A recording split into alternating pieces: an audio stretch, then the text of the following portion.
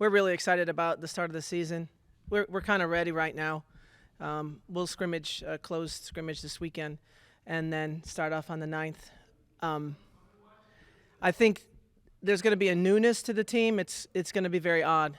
We have a lot of new, and then there's a great returners, and not a lot in between. So either it's your first year at Miami or it's like your fifth year, but it's you can feel it in practice.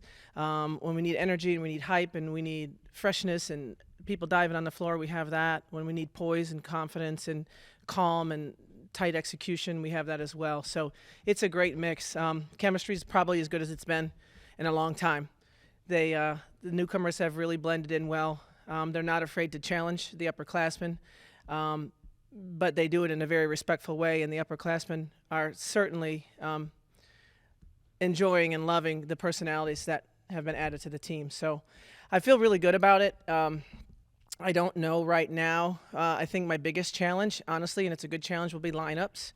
And I'm spending so much time and like researching new softwares just to make sure that I think that's going to be one of my biggest challenges and my staff's biggest challenges is like, who do we play together? Everybody should play, and there's probably a reason everybody shouldn't play. So that occurs on most teams, but it's really close. And so it's going to be more about combinations and using our depth as an advantage instead of being very disjointed. Like over-subbing is a problem sometimes too. So that's what we're working through right now. So we're scrimmaging a lot more than we normally do this time of year, just to get a lot of resume on film and figure out lineups. So with that, I'll certainly take any questions.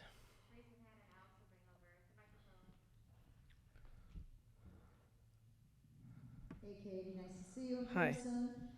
Trent You Grimm, talked The about Independent. Julia, is that how you pronounce it, Julia? Yeah.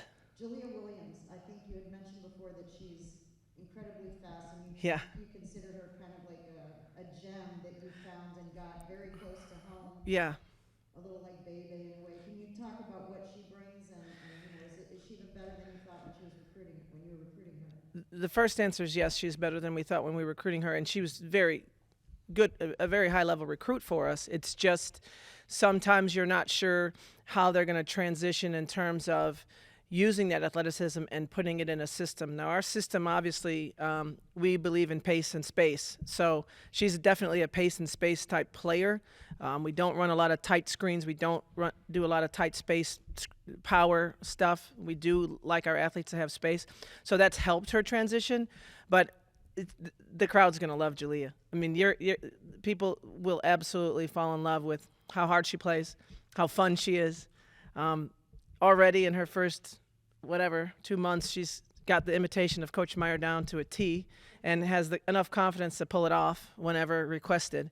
So that's just a special kid that has a lot of confidence, a lot of swag, very respectful, but certainly believes she will be impactful in this program and is not looking back. No one got my Trent Grimm, the Independent joke? Thank you. Thought that was really funny. Hey, Coach. Welcome back. Good to see you in person. Thank you. Obviously, you mentioned Julia. You have a couple other strong freshmen on this team who can certainly bring their diverse strengths. Could you just talk about what the veterans have been able to provide her, especially with Micaiah Gray being back in full force? Right. Yeah. Micaiah is, you don't realize how much, I don't realize how much I took her for granted, right? And I really always admired and revered her. But just having her in there with the pace that she can set the tone with the team, no one's going to outwork Micaiah. She always has on her hand heart over height, HOH. And she just displays that every day. And so the other day we had a scrimmage and I caught like 2 minutes on film where Micaiah Gray was jogging and I went off on her in film and the team was like, oh my God, but it was Micaiah Gray who was jogging, and we can't have that. So it's that sort of expectations and how she sets the standard on this team. And as I was mad, I could see the freshmen going, whoa, I know I jog too. What, she's coming to get me next. But Micaiah said, gotcha, coach. And of course you should be mad at me for that. And so that's the kind of stuff that she brings to a team beyond her scoring, beyond her defense, beyond all that. She just sets the tone of this is our standard.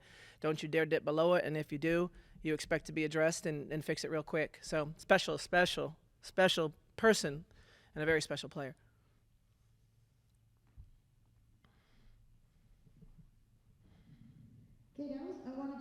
how do you maintain your level of energy, enthusiasm, year after year after Right. year? And I know that you haven't reached the point that you really do want to reach, and yet you just come Hmm. in year after year with the Right. same energy and Right. enthusiasm. What keeps you going? Well, it's every year it's someone's first year on on your team, and it's someone's last every year. So that's got to motivate you. I go to bed at night. I say a prayer and I think of my seniors every night just to make sure that I'm doing my best. They deserve the best effort from me, and I need to give it to them. And then, but I also I love to teach, and I'm teaching like crazy this year. I mean, absolutely doing film projects in the morning, doing them at night, having film with the players. You can't walk by my office and say hi because I'm like, hey, come here, I want to show you something real quick. But there's always a project ready. The top of my computer has tabs, and there's 14 of them, and I just hit their name, and I keep a log so they can spend 3 minutes on a drive-by and see 7 or 8 clips that I've had as a project throughout the season. And so I love that. I love the response. I love to see them grow. So this team is, besides all that, they're really funny. They're really funny. And that has really been something that's keeping me going this year because practices are intense. We get after each other. And then, but there's always a moment that you just go, "What, man, I have the greatest job in the world." I really believe I do. And as a follow-up, is there extra energy because last year there were no fans and Yeah. everything was so weird and they were taking classes some online or whatever?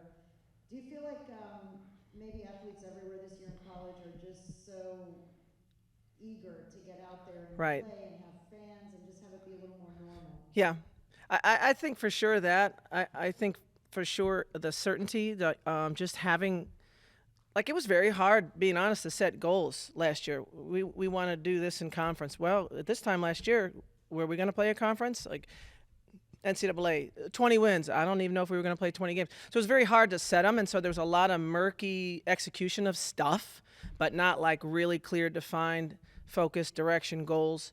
And I mean, you saw it everywhere. But for us, I like small little things that you can accomplish either as a pass or fail that day.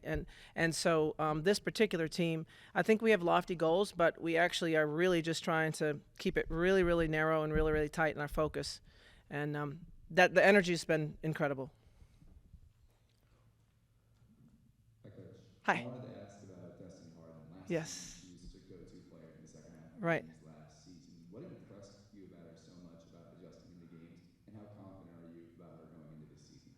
Oh, Destiny is such an X factor on this team, and I think Destiny gets a lot of assistant coaches in the ACC in trouble because of the scout. She'll ruin the scout. So they might have a plan to stop Miami, and they might assume Destiny is going to spend a lot of time on a 3-point line, or they might have her scouted for being in the paint.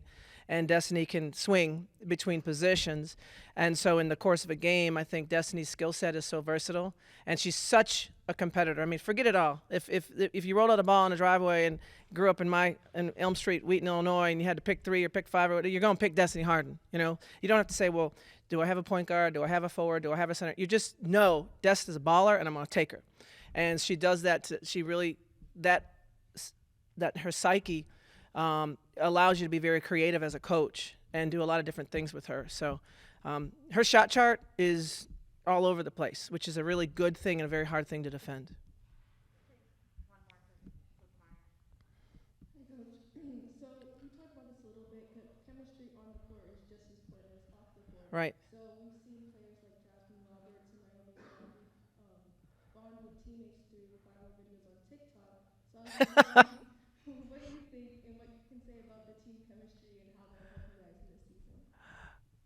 Listen, as long as it's clean, good, clean fun, I encourage it. I think that the one thing about this team, they do have a lot of fun together, and that's nice and all. It's not forced. It's not like, but if we went to a movie theater and a movie was playing and there were 12 different movies playing, we might go to 12 different movies. Like, we wouldn't all go to the same one. We're very diverse, and that's great. But they have that requires a depth of understanding of culture and experience and life experience and how you grew up as a family and all these things. And all that we really celebrate in this program. It comes together with this big, incredible melting pot of mixtures of personalities. And I love it. I give them space. I let them do their thing. I let them have a great time. The one thing about this team, they don't lie to each other. They're not fake. Okay, so I know they're getting along off the court because the way they're talking on the court is raw, and that's trust. And so when you have a team that is raw in their communication, it usually saves the timeouts. Don't have to be 2 minutes long; they be 30 seconds because it's straight at you, straight to the point. It's not always the nicest thing. It's not always said the nicest way, but they have a bond that allows that kind of communication to happen. So those are the type of teams I really love. Great question.